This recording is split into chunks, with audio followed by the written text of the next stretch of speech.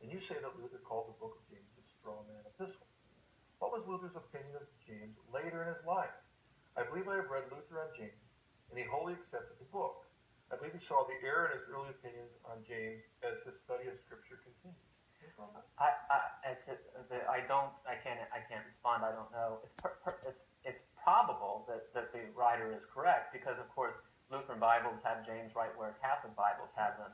So Luther rethought a lot of things later in his life, and his later writing, even on justification, sounds a lot more like the Catholic tradition. So I'm willing to.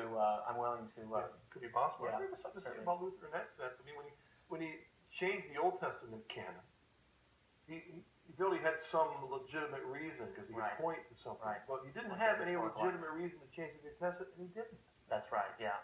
So I mean, there's a sense there which he is at least operating on his subliminal level of acceptance of authority. That's true. Of Old Testament tradition, which many of his followers didn't continue. Yes, that's right. Yeah.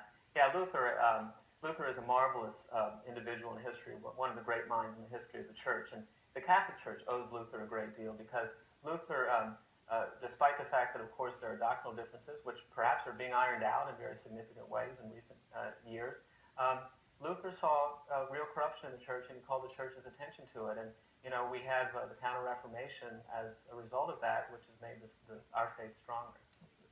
Let's take another caller. Hello.